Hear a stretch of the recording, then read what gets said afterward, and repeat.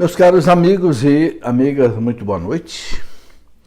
Eu tinha colocado aqui uma comunicação de que eu não faria a nossa live hoje, porque estava viajando, porque eu pensei que não fosse chegar a tempo, mas cheguei a tempo, então eu acho melhor fazer a live ainda hoje, porque como nós vamos conversar sobre a liturgia do domingo, que é amanhã, então é melhor que a gente ouça uma reflexão ainda hoje. Peço desculpa àqueles que de repente tenham aí mudado seus planos, mas eu quero dizer que esta gravação vai ficar gravada aqui no Facebook e também durante a semana vamos colocar no YouTube, ok? Então, quem não puder ouvir hoje vai poder ouvir no YouTube ou então no próprio Facebook, ok? Muito boa noite a vocês que já estão entrando aí na nossa reflexão. Vamos começar como nós fazemos sempre, pedindo a graça, pedindo a bênção do Espírito Santo em sua inspiração, para que a gente compreenda essas leituras, né, da Sagrada Escritura com a mesma inspiração com que o Espírito Santo inspirou os hagiógrafos, ou seja, os escritores sagrados que escreveram. Em nome do Pai, do Filho e do Espírito Santo. Amém. Vinde, Espírito Santo. Vinde encher nesta noite os corações dos vossos fiéis e acendei, Senhor, em todos nós o fogo do vosso amor. Enviai, Senhor, sobre todos nós nesta noite o vosso Santo Espírito, para que nós possamos compreender retamente todas as coisas que o Senhor quer nos ensinar. Pedimos ao Divino Espírito Santo que abra a nossa mente, abra o nosso entendimento, conceda-nos o dom da ciência, o dom do entendimento, nesta noite, para compreendermos esses santos mistérios que o Senhor Jesus quer nos revelar nesta noite. E que nós possamos gozar sempre, ó Deus, da consolação do Espírito Santo. Que a Virgem Maria nos acompanhe e nos assista nessa noite com a sua intercessão. Ave Maria, cheia de graça, o Senhor é convosco. Bendita sois vós entre as mulheres e bendito é o fruto do vosso ventre, Jesus. Santa Maria, Mãe de Deus, rogai por nós, pecadores, agora e na hora de nossa morte. Amém. Glória ao Pai, ao Filho e ao Espírito Santo, como era no princípio, agora e sempre. Amém. Glorioso e bendito São José, rogai por nós. Em nome do Pai, e do Filho e do Espírito Santo. Amém. Muito bem, para você que está entrando agora aqui na nossa conversa, eu quero pedir desculpa, porque eu tinha colocado uma mensagem de que eu não faria essa live hoje, porque eu estava fora, mas acabei podendo voltar mais cedo, né? E cheguei a tempo de nós fazermos a nossa live. Quem porventura possa ter perdido aí, né? Essa gravação vai ficar no Facebook e também vai ficar no YouTube durante a semana. Muito bem. Vamos começar a nossa reflexão. Agradeço a vocês que já estão entrando todos aí. Muito boa noite a todos. Que a graça e a bênção de Deus esteja com todos nós. Nesse domingo, é o 12º domingo do tempo comum. Lembrando que sexta-feira vamos celebrar a festa do Sagrado Coração de Jesus e no sábado a festa do Imaculado Coração de Maria. 2 dias de graça, 2 dias de bênçãos, né, que manifestam a nós o quê? Manifestam o amor de Jesus por nós. O coração é o símbolo do amor, né? As pessoas quando querem dizer eu amo Lorena, eu amo fulano, um coração Lorena, não é assim? O coração é o símbolo do amor. Então, essa festa do coração de Jesus é uma festa do amor de Jesus e também do Imaculado Coração de Maria, do amor de Maria por nós. Muito bem, a mensagem do Evangelho de hoje é uma mensagem assim bastante forte, porque as leituras mostram para nós o sentido do sofrimento. O sofrimento de Jesus e também o nosso sofrimento. Jesus fala abertamente sobre isso nas mensagens de hoje, né? Começamos com a leitura, né, do profeta Zacarias, que fala dos tempos messiânicos, né? E o profeta Zacarias, a gente tem aí o texto dele, capítulo 12, né? Que vai aí do versículo 10 até o versículo 12. São só 3 versículos, mas o profeta Zacarias falando dos tempos messiânicos, não é? Ele diz, suscitarei sobre a casa de Davi e sobre os habitantes de Jerusalém um espírito de boa vontade e um espírito de oração, nos tempos messiânicos. E eles voltarão os seus olhos para mim. Deus está dizendo que nos tempos messiânicos, né, Deus vai derramar um espírito de oração sobre o povo e o povo vai voltar para Deus. Né? E ele continua dizendo, né, farão lamentações sobre aquele que transpassaram. Aí já aparece a imagem de Jesus, a imagem do servo sofredor.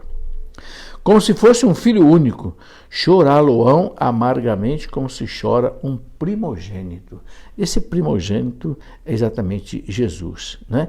E esse texto, ele foi citado lá no Evangelho de São João, no capítulo 19, no versículo 37, quando João fala, eles olharam para aquele que transpassaram. É exatamente Jesus. Então, o profeta aqui já está fazendo, né, uma previsão daquilo que vai acontecer com Jesus. E ele continua, né? Naquele dia haverá um grande luto em Jerusalém, como o luto de Adadremon no vale do Magedo. A terra inteira celebrará esse luto, família por família, a família da casa de Davi à parte. Bem, o profeta anuncia o sofrimento do chamado servo de Javé, né? O tempo messiânico. O povo vai receber de Deus uma graça de oração, mas o povo vai chorar a morte do Messias, como aconteceu. Né? Bem, depois o Evangelho vai falar de Jesus, que se revela aos discípulos, né, como o verdadeiro Messias, e a igreja coloca para nós o Salmo 62, que é um salmo muito bonito, 62 na Bíblia grega e 63 na hebraica, né? O Salmo 62 é muito bonito. Ele recebe o título de oração da manhã do homem sedento de Deus. Ele diz, né? Ó Deus, vós sois o meu Deus, com ardor eu vos procuro. Minha alma está sedenta de vós e minha carne por vós anela, como a terra árida e sequiosa sem água. O povo que procura Deus, né? Quero vos contemplar no santuário para ver vosso poder e vossa glória, porque vossa graça me é mais preciosa do que a vida. Né? Meus lábios entoarão os vossos louvores. O povo que procura Deus sabe que em Deus está a sua vida, está a sua felicidade. Assim vos bendirei em toda a minha vida, né? E com minhas mãos erguidas vosso nome adorarei. Minha alma saciada como de fino manjar, porque vós sois o meu apoio, exulto de alegria à sombra de vossas asas. Minha alma está unida a vós, sustenta-me a vossa destra. É o povo que tem Deus como a sua alegria, tem Deus como a sua segurança, tem Deus como, né, o seu destino. É o que ele quer colocar aqui para nós. E depois nós vamos para a leitura, né, da carta de São Paulo aos Gálatas, que reforça todo este sentimento. Né? Nós vemos aqui a carta de São Paulo aos Gálatas, do capítulo 3, a gente vê aí essa citação que é colocada para nós, Gálatas 3, né? Onde, versículo 26 até o versículo 29, né? Que está escrito aqui, porque todos sois filhos de Deus, pela fé em Jesus Cristo. Nós somos filhos de Deus pela fé em Jesus Cristo. Por que pela fé em Jesus Cristo? Porque Jesus se fez homem, e se fazendo homem, assumindo a natureza humana, ele se uniu a nós. Não é? Então, quando nós aderimos a Cristo, principalmente pelo batismo, somos enxertados em Cristo, somos feitos irmãos de Cristo. Por isso, São Paulo fala, né? Filhos de Deus pela fé em Jesus Cristo. Aquele que tem fé em Cristo, recebe o batismo, penetra no corpo de Cristo, na igreja, torna-se herdeiro do céu, é filho de Deus. Né? Todos vós que fostes batizados em Cristo, batizado quer dizer mergulhado, a palavra batismo do grego quer dizer mergulho. Todos vós que foram batizados em Cristo, vos revestistes de Cristo. É como se nós colocássemos o Cristo como uma roupa sobre nós. Né? Por isso que os santos padres dizem que o cristão é um outro Cristo, alter Christus. O que o texto aqui quer mostrar para nós? Que nós temos o mesmo destino de Cristo. A nossa vida deve se conformar com a vida de Cristo. São Paulo, na carta aos Romanos, no capítulo 8, versículo 29, São Paulo fala assim: Deus nos predestinou para sermos conformes à imagem do seu Filho. Ou seja, ser assim como um outro Cristo aqui nesse mundo. Em tudo. Né? Não só nas coisas, vamos dizer assim, boas, mas também no sofrimento. O Cristo da sabedoria, o Cristo da pregação, mas também o Cristo do Calvário. O Cristo do Tabor, da transfiguração, e o Cristo do Calvário. O cristão, ele se conforma com Cristo, ele assume, né, a mesma forma de Cristo, a mesma missão de Cristo. Isso é ser cristão de verdade. Ser cristão, a palavra própria cristão diz, né, ser um outro Cristo, ser imitador de Cristo. Né? O grande Santo Ambrósio dizia: de que vale a gente carregar o nome de cristão se a gente não imita Jesus Cristo? Né?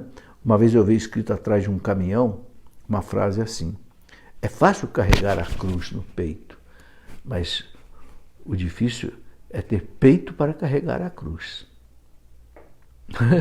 É fácil carregar uma cruz, um crucifixo aqui no peito, mas precisa ter peito para carregar a cruz. Né? São Paulo termina dizendo aqui, né, já não há judeu, nem grego, nem escravo, nem livre, nem homem, nem mulher, pois todos vós sois um em Cristo Jesus. Quando Cristo assumiu a natureza humana, ele assumiu igualmente todos os homens e mulheres. Não tem mais judeu, não tem mais grego, não tem mais livre, não tem mais escravo, não tem mais rico, não tem mais pobre, não tem branco, não tem negro, não tem americano, não tem brasileiro, não tem russo, não tem japonês. Todos somos igualmente filhos de Deus. Isso é muito bonito, né? Ora, se sois de Cristo, então sois verdadeiramente a descendência de Abraão, herdeiros segundo a promessa. Tá aí. E o Evangelho, né, de hoje, o Evangelho de São Lucas coloca para nós, né, algo que também os outros evangelistas narraram. São Mateus narra com mais detalhes, né, mas São Lucas também coloca aquilo que é, vamos dizer assim, essencial. Né? É o Evangelho de São Lucas, no capítulo 9, né? Nós temos aí o versículo 18 em diante. Né? E Jesus diz para os discípulos, né, sobre aquela confissão de Pedro, né? E fala também do seu primeiro anúncio da paixão. Está aqui o texto. No dia em que ele estava a orar, a sós com os seus discípulos, perguntou-lhes: quem dizem que eu sou? Quem diz a multidão que eu sou? Jesus já tinha caminhado praticamente 1 ano com seus discípulos. Né? E seus discípulos já tinham visto coisas que o povo não tinha visto, os seus milagres maravilhosos. Né? A multidão viu alguns, mas os discípulos viam todos que estavam ali com ele. Né? Então, Jesus: quem dizem os homens que eu sou? Quem diz a multidões que eu sou? Responderam, né? Ou dizem que é João Batista, outros que é Elias, outros, né, pensam que ressuscitou algum dos antigos profetas. Perguntou-lhes então: e vocês? Quem dizem que eu sou? Tá bom, a multidão diz isso. Mas porque a multidão... Jesus queria saber se os discípulos tinham entendido de fato quem ele era. Apenas um profeta a mais? Apenas Elias que voltou? Apenas João Batista que ressuscitou? Ou era alguém a mais? Né? Aí, São Pedro, né, respondeu: o Cristo de Deus, o Messias de Deus. Pedro acertou, deu a resposta exata. Né? Lá no Evangelho de São Mateus, quando São Mateus narra isso, Jesus diz: Pedro, não foi a carne nem o sangue que te revelou isso, foi meu Pai que está no céu. Por isso ele faz aquele anúncio do primado de Pedro. Né? Por isso, né, você é Pedro, teu nome é Pedro, sobre esta pedra edificarei a minha igreja. Eu vou te dar chaves do reino do céu. Tudo que você ligar na terra será ligado no céu, tudo que você desligar na terra será desligado no céu. Né? Mateus coloca isso bem claro. né? As portas do inferno nunca prevalecerão contra a igreja. É uma das promessas mais maravilhosas que Jesus fez para Pedro, para a igreja, para todos nós. Mas por quê? Porque Pedro, iluminado pelo céu, Pedro deu a resposta exata. O Senhor não é só Elias, João Batista, um profeta, não. O Senhor é o Messias. O Messias que os profetas tinham anunciado já há quase mais de 700 anos, né? Mas aí, Jesus não quer que eles fiquem, né, pensando que ele vai ser um Messias glorioso, um Messias rei, como os judeus pensavam, né? Numa interpretação errada da Escritura, a Escritura mostrava com toda clareza que ele é o homem das dores, ele é o servo de Javé. O profeta Isaías, no capítulo 53, colocou bem claro, né? Mas passaram por cima disso, né? Quer dizer, numa falsificação da Escritura, esperavam um Messias, assim, rei. Por quê? Porque estavam sufocados pelo Império Romano, pagando impostos aos romanos. Então, o nacionalismo superou a Escritura. Sabe, isso é muito perigoso. Muitas vezes, um povo que sofre, ele acaba mudando até a palavra de Deus. Não foi isso que aconteceu aqui na América com a teologia da libertação? Foi. Que o Papa Paulo VI condenou, o Papa Bento XVI condenou, né? Alguns teólogos quiseram aplicar o marxismo à teologia, das coisas incompatíveis. Sem dúvida. Basta ler aquele documento do Papa Bento XVI, eu vos explico o que é a teologia da libertação. A teologia da libertação é de cunho marxista, que quer, pela luta de classes, pela violência, libertar o povo. Não é isso, a Escritura não é isso. O Evangelho não é isso. Cristo é o manso e humilde de coração, é o Cordeiro de Deus que se deixa imolar. Nunca fez violência contra ninguém, no sentido social, político, econômico. Mandou pagar imposto a César, né? Então, aqui os judeus também, por um problema nacionalista de sofrimento e tal, pensaram que o Messias viesse restaurar o reino de Israel, como no tempo de Salomão, de Davi, mas não era isto. Então Cristo vai deixar claro aqui desse evangelho para os seus discípulos, né? Depois que Pedro disse, né, o Cristo de Deus, o Messias de Deus, ordenou-lhes energicamente que não dissessem a ninguém. Porque, bom, agora que vocês sabem quem eu sou, o Messias, cuidado, não falem para ninguém, porque senão vão querer me fazer rei. Vão pensar que eu vou agora derrubar César, derrubar Pilatos, derrubar Herodes, e vou implantar aqui em Israel um templo messiânico, assim, né? Todo glorioso. Não. Olha, é interessante a palavra que São Lucas usa aqui, ordenou-os energicamente. Você sabe o que quer dizer isso, né? Não falem isso para ninguém. Eu proíbo vocês de falarem isso para ninguém. Que eu sou o Messias, mas vocês não vão falar. Porque o povo não está preparado. Aí ele explica por quê. Olha aqui. É necessário que o Filho do Homem padeça muitas coisas, seja rejeitado pelos anciãos, pelos príncipes dos sacerdotes e pelos escribas. É necessário que seja levado à morte e que ressuscite ao terceiro dia. Por que ele não quer que os discípulos falem para ninguém? Porque o messianismo dele não é o messianismo da glória, da honra, do reinado, é o messianismo da cruz. E o povo não estava preparado para isso. Mas ele começa agora a preparar os discípulos. Certamente os discípulos ficaram apavorados com isso que ele fala aqui. Né? Mas como? Como o Senhor vai, né? Necessário que o Filho do Homem padeça muitas coisas, seja rejeitado pelos anciãos, pelos príncipes dos sacerdotes, as autoridades judaicas e pelos escribas. É necessário que seja levado à morte, que ressuscite ao terceiro dia. E depois ele coloca mais uma exigência. Eu vou passar por tudo isso, mas vocês também vão me acompanhar nisso. Aí ele coloca, em seguida dirigiu-se a todos. Se alguém quer vir após mim, renegue-se a si mesmo. Tome cada dia a sua cruz e siga-me. né? Porque quem quiser salvar a sua vida, perdê-la-á. Mas quem sacrificar a sua vida por amor de a mim, né, salvá-la-á. Ou seja, Jesus deixa claro o seguinte, eu sou o Messias, mas eu vou padecer. Eu vou padecer conforme está colocado lá, né, no profeta Isaías, capítulo 53, quando o profeta Isaías coloca bem claro isso, né? Vale a pena a gente rever aqui o profeta Isaías, que fala assim, no capítulo 53, Isaías fala, né? Quem poderá acreditar nisso que ouvimos?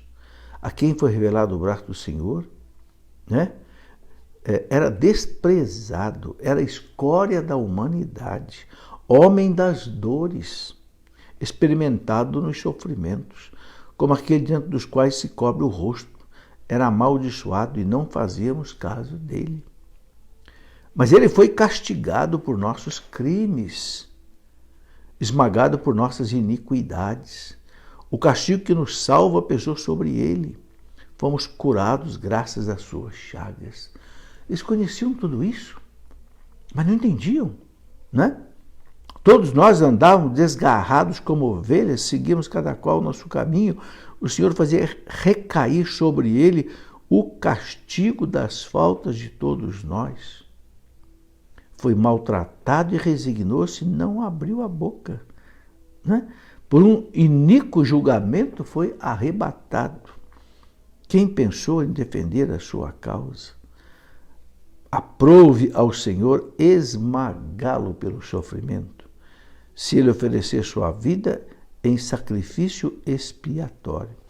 Olha, eles sabiam de tudo isso, né? Mas parece que não queriam que falasse nisso. Tem certas pessoas que não gostam que fale de sofrimento, não gostam que fale de morte, não fala nisso, não, para com isso aí, né? Mas Jesus, né, depois que ele percebe que os discípulos entenderam quem ele é, ele fala claro, né? Bem claro, né? Fala, né? Necessário que o Filho do Homem padeça muitas coisas, rejeitado pelos anciãos, rejeitado pelos príncipes dos sacerdotes, rejeitado pelos escribas, não é? Vai ser levado à morte e depois vai ressuscitar. Ele começa a mostrar para os discípulos a realidade. E os discípulos não entenderam bem, não. Não entenderam. Os discípulos só vão entender isso depois da ressurreição, depois que veio o Espírito Santo. E nós também. Nós também. Nós só vamos entender essas coisas se o Espírito Santo nos convencer disso. Abrir a nossa mente, abrir o nosso coração. Quando Jesus fala assim, né? Se alguém quer vir após mim, renegue-se a si mesmo. Tome a cada dia sua cruz e siga-me. Por que tudo isso? Por quê? Porque, meus irmãos, nós sabemos que a humanidade foi mergulhada no pecado, né? No pecado de Adão e Eva, o pecado daquele não que os nossos pais disseram a Deus, né? E o pecado maculou a natureza humana, enfraqueceu a natureza humana, nos deixou assim estragados. Quando Deus fala, renuncia-te a ti mesmo, toma a sua cruz e me siga, é porque nós estamos estragados. Uma comparação que São Luís de Montfort faz é a seguinte: quando você tem uma comida, essa comida estragou, o que você faz? Você não vai comer essa comida, você joga fora. Você joga fora. Então, o que aconteceu conosco? Nós ficamos estragados. Essa é que é a realidade, não é verdade? Por que a igreja fala dos pecados? Os pecados capitais: soberba, ganância, luxúria, gula, ira, inveja, preguiça. E essa lista pode continuar. Maledicência, né? Ora, o que é tudo isso? É a nossa natureza humana estragada. Então, quando Jesus fala, renuncia-te a ti mesmo, não é você jogar fora o que você tem de bom. E o que nós temos de bom? Aquilo que Deus nos dá. O que é nosso é miséria. Os santos diziam isso, nós somos miséria. Ser humilde, meus irmãos, é reconhecer isso. Nós não temos nada de bom. O que nós temos de bom é graça de Deus. eu não posso me vangloriar. Por isso que São Paulo dizia, eu me vanglorio nas minhas fraquezas. Porque quando eu sou fraco, aí é que eu sinto a força de Deus. Por quê? Porque quando na humildade a gente reconhece que a gente não é nada, aí Deus age em cima de nós. Porque São Pedro fala lá, não é? Deus resiste aos soberbos, mas Ele dá a sua graça ao humilde. Quem é o soberbo? O soberbo é aquele que é cheio de si, acha que o que ele tem de bom é dele. Não, não é. Então, quando Deus fala para nós, renuncia-te a ti mesmo, toma a sua cruz a cada dia e me siga, qual é o sentido disso? A cruz nos purifica. A cruz é que tira de nós o que nós temos de estragado. Entende? O pecado, a soberba. A soberba tem uma porção de filhos. Eu escrevi até um livro, né? Os pecados capitais. Né? A soberba, olha quantos filhos tem só a soberba. A soberba, né? Tem orgulho, vaidade, arrogância, prepotência, autossuficiência, jactância, exibicionismo. Tudo isso é soberba. É o primeiro e grande pecado capital. Então, nós temos que renunciar a tudo isso. Quando a gente fala renuncia-te a ti mesmo, renuncia a isso que está em você e que não é bom. Aí temos o pecado, o segundo pecado capital, o pecado da ganância, da avareza, né? O apego às coisas deste mundo, o apego ao dinheiro, o apego aos bens materiais. Quem de nós não tem isso? Só os santos, né? Mas os santos fizeram o quê? Renunciaram a si mesmo, né? Depois o pecado da luxúria, o pecado do sexo, né? A sensualidade que atinge todos nós. Na verdade, renuncia a ti mesmo. Viva a castidade. Sabe, meus irmãos, a nossa luta é uma luta contra nós mesmos. A nossa luta é uma luta contra nós mesmos. E que a gente só vence com a graça de Deus. Né? Depois, além de todos os pecados da sensualidade, pecado da soberba, pecado da ganância, nós temos o pecado da gula, né? Queremos fazer muitas vezes do alimento o nosso Deus. Então, né? O prazer da comida parece que passa a ser um fim para a nossa vida. Está errado. A comida é um meio, não é um fim. A gente vive, a gente come para viver, não vive para comer. Se a gente vive para comer, só quero saber de comer, só quero saber de... Né? Ora, então o alimento para mim está sendo como que um Deus, está sendo um fim. Não, vamos colocar o alimento no lugar certo. Até para não me fazer mal. Veja quanta coisa nós precisamos renunciar. Né? Soberba, ganância, luxúria, gula, a ira, a raiva, a crítica que a gente faz aos outros, né? As calúnias que a gente faz contra os outros, os revanches, né? As represálias. Né? Jesus fala, quando alguém te bater na tua face, vira a outra, ame os inimigos. Daí a outra face, do outro lado, que a gente precisa de muita renúncia. Renunciar a toda a ira, renunciar a todo o ódio, renunciar a todo, não sei, desejo de vingança, de perdão negado a alguém. Não é fácil não, meus irmãos. É isso que eles mandam de Jesus. Por isso que ele fala, tome a sua cruz. Por quê? Porque é a cruz que vai cortando em nós isso que precisa ser cortado. Não é verdade? Que quando a gente sofre, a gente vai deixando de lado as picuinhas, as coisas que não têm importância. As brigas, as rixas, né? Ficando de lado. Sabe, por isso ele fala, tome a sua cruz a cada dia. Que cruz é essa de cada dia? É a cruz de cada dia. Né? Você, né? Muitas vezes já acorda carregando a cruz do seu lado. Porque você precisa acordar cedo, o despertador que toca, você queria ficar mais tempo na cama, né? Mas tem que levantar para trabalhar, levantar cedo. É uma cruz. Às vezes pode estar meio adoentado, é outra cruz. Pode estar preocupado, falta de dinheiro, não sei o quê. as nossas cruzes. Agora, Cristo carregou a cruz dele para salvar o mundo. Então, para nós nos salvarmos, nós carregamos a nossa cruz. Por isso que ele fala, tome a sua cruz e me siga. Entende? Se a gente determinantemente toma a nossa cruz e segue, e oferece o sofrimento a Deus, esse sofrimento nos purifica. Faz com que a gente vá renunciando a todo o mal. Né? Não é à toa que todos os apóstolos falam isso, Cristo fala nisso. Né? São Paulo diz, tudo concorre para o bem daqueles que amam a Deus. Romanos 8, 28, tudo concorre para o bem daqueles que amam a Deus. Ora, se São Paulo fala que tudo concorre para o bem, é porque Deus tem o controle de tudo. E Deus sabe do mal tirar o bem. Por isso que São Paulo fala também, depois na carta aos Tessalonicenses, primeira carta, capítulo 5, versículo 17, São Paulo fala, em todas as circunstâncias dai graças a Deus. Porque esta é a vosso respeito à vontade de Deus em Cristo Jesus. Preste bem atenção nessa palavra do Evangelho de São Paulo.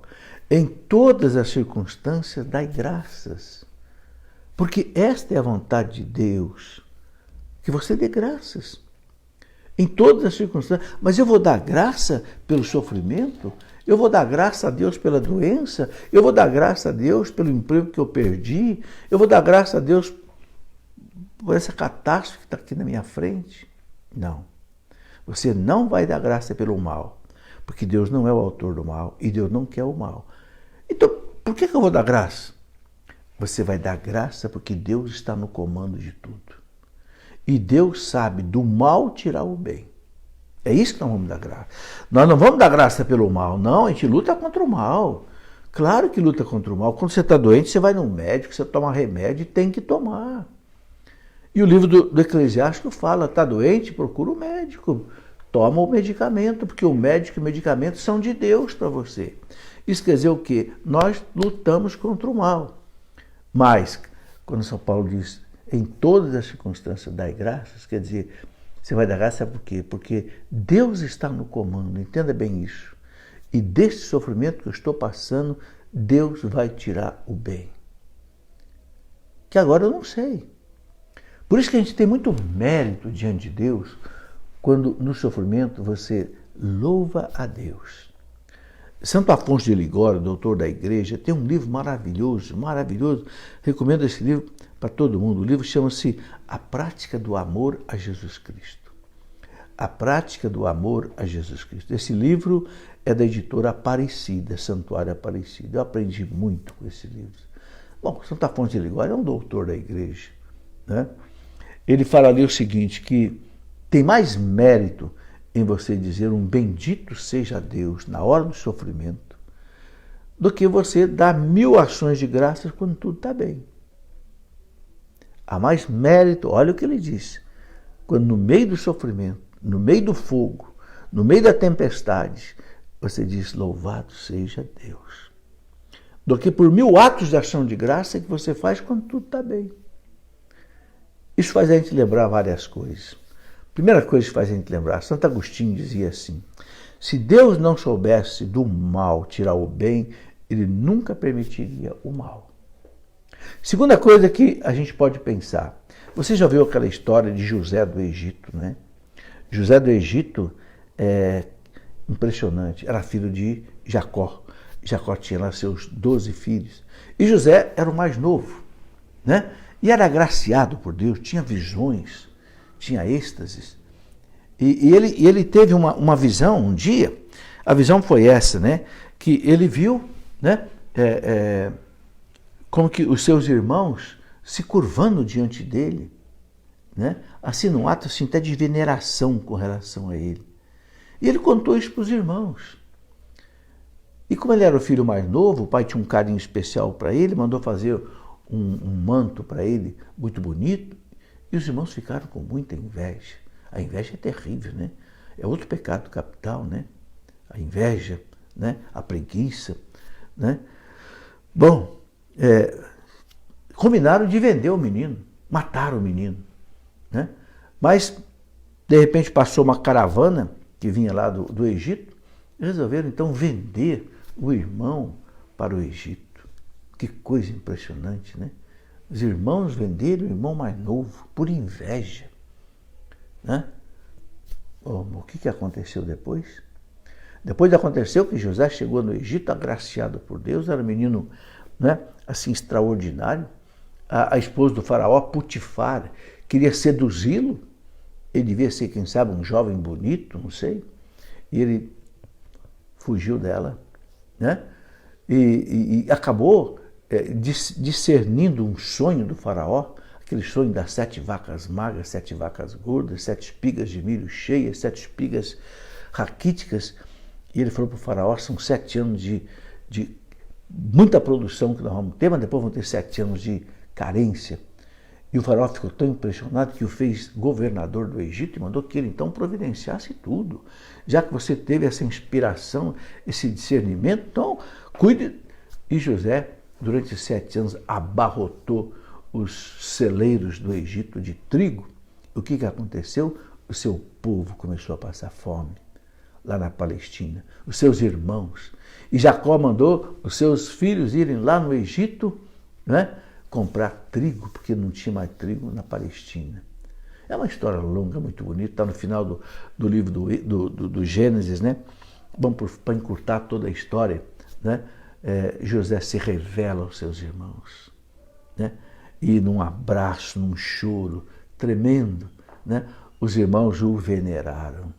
Ou seja, aquela visão que ele teve, que um dia os irmãos iam prestar um culto a ele, agora ele, como governador do Egito, salva a vida do seu povo, traz o seu pai para o Egito com todo o povo judeu, e o povo se multiplicou 400 anos ali no Egito, para depois voltar para a Terra Santa. Você está vendo? Da desgraça, do mal, dos irmãos que venderam José para o Egito, né? Deus salvou o povo dele, de onde ia nascer depois do Salvador. Então veja como é que Deus sabe do mal tirar o bem. Ok? Uma outra coisa que nos faz lembrar do profeta Jó. Não sei se você já leu o livro de Jó. O livro de Jó é impressionante, né? Deus diz lá o livro de Jó que Satanás se apresentou diante de Deus e Satanás disse para Deus: o senhor está vendo lá o Jó? O Jó louva o Senhor, bendiz o Senhor, glorifica o Senhor, porque o Senhor o encheu de bens, encheu de saúde, de filhos, ele tem tudo. Claro que ele vai te louvar, mas deixa eu tocar nele, né? E Deus deixou. Deus conhecia a fé de Jó, né? E o que aconteceu com Jó? Meu Jesus amado, Jó perdeu todos os filhos num acidente. Jó perdeu todo o seu gado, a quantidade enorme de camelos, de jumentos, não sei o que mais. Jó perdeu tudo, né? Quando vieram anunciar isso para ele, Jó disse: Deus dá, Deus tira. Bendito seja Deus. Que coisa impressionante. Está lá no livro de Jó, capítulo 1, se não me engano, versículo 21. Deus dá, Deus tira. É dele. Bendito seja Deus. Jó agradou a Deus nesse bendito seja. Aquilo que Santa Fonte de Ligório fala, mais vale um bendito seja Deus na hora do sofrimento do que 1000 ações de graça quando tudo está bem. Mas aí depois Satanás voltou, saiu com a cara meio quebrada, né, dessa resposta de Jó, mas voltou para Deus: tudo bem, Jó continua te louvando porque o Senhor não deixou eu tocar nele. Se o Senhor deixar eu tocar nele, eu só pude tocar nos seus bens, nos seus filhos, no seu gado, mas se o Senhor deixar eu tocar nele, o Senhor vai ver como é que ele vai blasfemar. E Deus disse: tá bom, você pode tocar nele, você só não vai tirar a vida dele. Meus irmãos, o que aconteceu com o pobre do Jó? Ficou leproso da cabeça aos pés. E a lepra não tinha cura naquele tempo, né? E Jó bendisse a Deus. Nu eu saí, né? Nasci e vim ao mundo. Nu eu vou voltar para o mundo. Continuou bendizendo a Deus. A esposa do Jó perdeu a paciência e falou para ele: amaldiçoa logo a Deus e morre, desgraçado. Ele falou para ela, você é uma insensata. Nós não recebemos as coisas boas de Deus, por que nós não vamos aceitar as coisas más? Impressionante como Jó, né, é esse homem que enfrenta o sofrimento, sabendo que o sofrimento está na mão de Deus. Né? E que, né, Deus está no comando das coisas. E é bonito como termina o livro de Jó, depois de 40 e tantos capítulos, né, onde aqueles amigos de Jó tentaram consolar o Jó, mas mais atrapalharam ele do que consolaram. No final, Deus devolve para Jó tudo. Devolveu os filhos, devolveu todo o gado dele, né, devolveu ainda tantas coisas, e Jó viveu ainda muitos e muitos anos.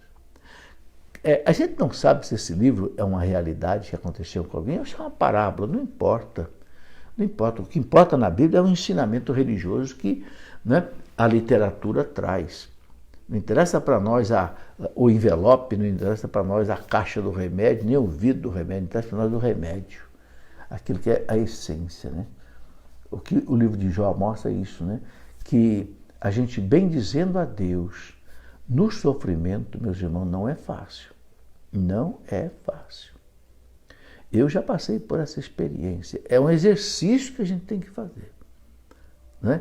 Louvado seja Deus pelo que está acontecendo. Porque Deus daqui vai tirar alguma coisa boa para mim. Esse emprego que eu perdi, essa doença que eu estou carregando, essa pessoa querida que morreu, não sei o que mais de dor, de cruz, você pode estar carregando. Mas se a gente toma essa cruz a cada dia, ou seja, abraça essa cruz, não joga a cruz ao lado do caminho, mas abraça essa cruz, a cruz vai nos libertar. A cruz vai fazer essa renúncia que nós precisamos. E Jesus fala, renuncia-te a ti mesmo, toma a sua cruz e me siga. Aí a gente tem condição de seguir Jesus. Né? E por isso ele fala, porque aquele que quiser ganhar a sua vida vai perdê-la. Mas aquele que perder a sua vida por amor de mim, do Evangelho, vai ganhá-la. Ora, o que ele está dizendo com isso? Aquele que não aceita isso, não aceita essa vida de renúncia ao pecado, renúncia às nossas comodidades, à nossa vontade, que não aceita isso, mas quer ser o seu Deus, né, vai perder a sua vida. Por quê? Vai viver sem Deus. Vai viver uma vida de egoísmo, vai viver uma vida vazia, vai perder a própria vida. Né? Mas aquele que aceita essa recomendação de Jesus e oferece o seu sofrimento a Deus a cada dia, então vai ganhar a sua vida. Bem, meus irmãos, o mundo foi salvo pela cruz. Não é? Por quê? Eu gosto sempre de lembrar isso. Né? O pecado da humanidade fere a majestade infinita de Deus. Só um resgate de valor infinito podia salvar a humanidade. Por isso Cristo se fez homem. O Verbo se fez homem. Porque nenhum homem podia pagar, né? Nenhum homem podia pagar esse resgate a Deus. O Catecismo da Igreja fala, ainda que o homem mais santo tivesse morrido na cruz, não adiantava nada. Porque o sacrifício de um homem, a vida de um homem oferecida a justiça divina é um valor finito. E o pecado da humanidade contra Deus se torna infinito. Por quê? Porque fere a majestade infinita de Deus. Então, como nenhum homem podia salvar os homens, o Verbo se fez homem. Ele se apresentou diante do Pai e disse, dai-me um corpo para que eu faça a tua vontade, para que eu satisfaça a justiça divina. Porque Deus, meus irmãos, age pela misericórdia e pela justiça. Cristo agiu com misericórdia para conosco, mas cumpriu a justiça. Reparou com o oferecimento da sua vida, né?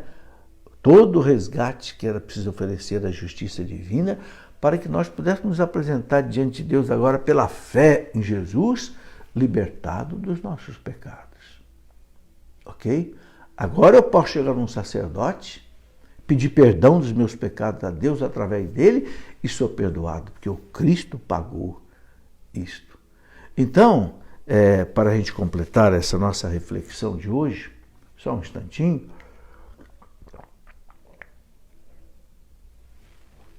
Jesus nos convida a resgatar o mundo com Ele, salvar o mundo com Ele. Por quê? Porque a paixão de Cristo não se completou ainda. Como não se completou ainda? São Paulo fala na carta aos Colossenses, capítulo 1, no versículo 24, São Paulo fala assim: eu completo na minha carne o que falta a paixão de Cristo pelo seu corpo, que é a igreja. Veja, São Paulo fala a paixão de Cristo não está completa ainda. Cristo hoje, o Santo Agostinho dizia, o Christus totus, ele, a cabeça, e nós, a igreja. A igreja é o corpo místico de Cristo. Né? O Papa Pio XII escreveu aquela encíclica maravilhosa, Mystici Corporis Christi. Né? A cabeça da igreja, que é o Cristo, sofreu a paixão, mas o corpo ainda está sofrendo. Então São Paulo fala, eu completo na minha carne o que falta para a paixão de Cristo. Então Cristo nos convida a tomar essa cruz com Ele a cada dia para salvar a humanidade. E como é que eu carrego essa cruz de cada dia e ajudo Cristo a salvar a humanidade? Eu não sei se você já reparou, mas tem uma oração eucarística da missa em que, nas horas em que o povo fala, o povo reza, tem um momento que a gente diz assim, Senhor, fazei de nós uma perfeita oferenda. Guarda isso. Fazei de nós uma perfeita oferenda, ou seja, o Cristo é a oferenda ao Pai. Mas nós pedimos na missa, fazei de nós também uma perfeita oferenda. Então, o que significa, meus irmãos, a gente participar da missa? Significa nós assumirmos com Cristo o sacrifício dele. E, na proporção de cada um de nós, carregar essa cruz com ele, oferecer esse sacrifício com ele. Quando o padre levanta aquele cálice do sangue de Cristo que oferece ao Pai, eu coloco ali naquele cálice o meu sofrimento. Né? Aí, é aquilo que diz a liturgia, fazei de nós uma perfeita oferenda. Coloque ali, em cada missa, teus sofrimentos, tuas angústias, tribulações, aflições, tudo que você só junta ao sangue de Cristo. E nós estamos junto com Ele, fazendo o que São Paulo diz, completo na minha carne o que falta a paixão de Cristo pelo seu corpo, que é a igreja. Agora eu quero dizer uma coisa muito importante, não pense que isso aí é tristeza, não. Não pense que tudo isso que nós estamos refletindo aqui, mas então vou viver uma vida triste, só de sofrimento. Meus irmãos, não é não. Porque Deus nos dá consolação. Deus nos dá consolação. São Paulo fala assim na carta aos Efésios, bendito seja Deus, que nos consola em todas as nossas tribulações, para que nós possamos consolar também os outros. Quem vive essa caminhada com Cristo, carregando a cruz com Ele, sem reclamar, sem lamuriar, sem blasfemar, sem xingar, recebe a paz de Deus. Recebe. Quando você aceita a vontade de Deus, seja feita a vossa vontade, assim na terra como no céu. Principalmente nas horas difíceis, Deus te dá a paz. A gente pode experimentar isso. Graças a Deus eu já experimentei isso algumas vezes na minha vida. Principalmente quando eu perdi a minha esposa. Quando eu entreguei ela para Deus. Bendito seja Deus. Lembrei de Jó. Deus dá, Deus tira, Deus leva. Bendito seja Deus, é dele. Então eu te entrego, Senhor. É claro que o coração está despedaçado, mas a cabeça funciona. Fé não é sentimento, fé é decisão. Eu te entrego, Senhor. Mesmo com o coração despedaçado, eu te entrego. Louvado sejas, bendito seja. Experimentei a paz. Experimentei a paz. Já são 7 anos, né? Vivo sozinho, não me casei, não vou me casar. Quero oferecer a minha vida na medida do possível ao Senhor, com toda a minha miséria, com todo o meu pecado, porque experimentei essa paz de Deus. Né?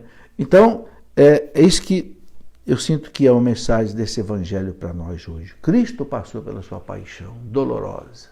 Deixou bem claro para os discípulos.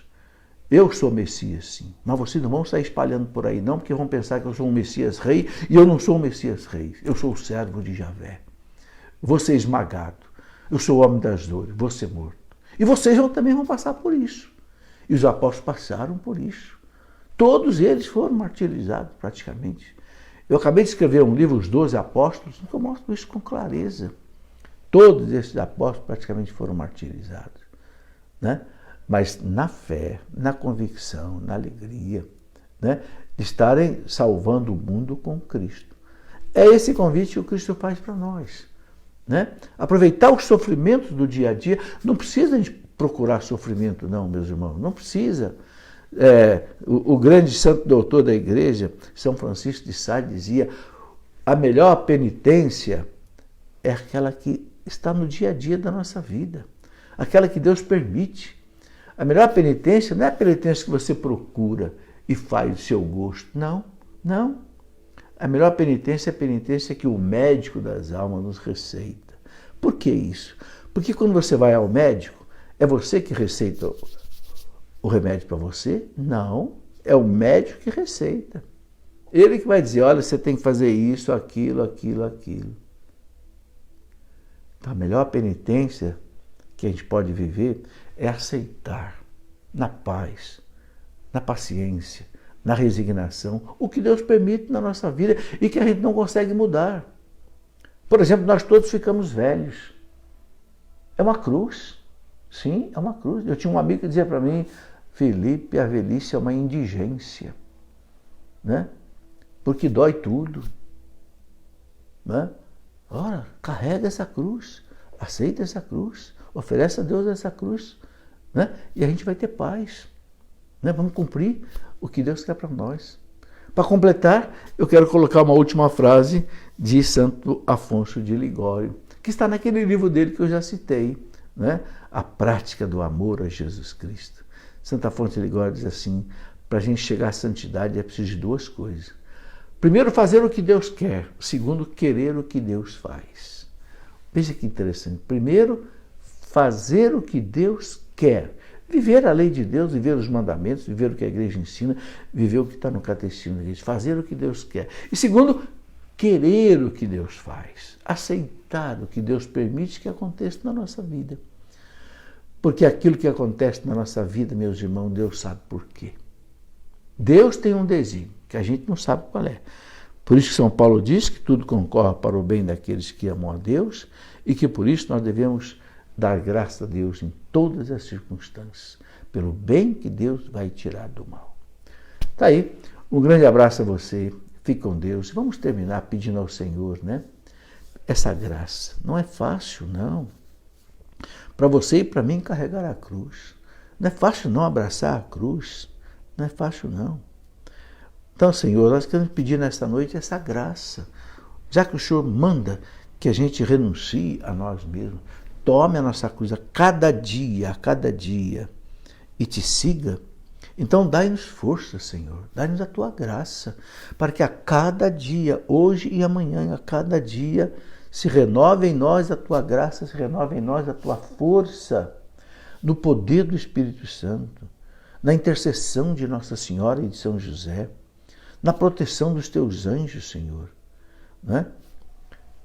Renove a nós a cada dia essa graça de compaciência, resignação, fé, esperança e caridade. Abraçar a nossa cruz de cada dia, Senhor, e te louvar e te bendizer. Glória ao Pai, ao Filho e ao Espírito Santo, como era no princípio, agora e sempre. Amém. Em nome do Pai, do Filho e do Espírito Santo. Amém. Meus irmãos, tenham um santo domingo, abençoado por Deus.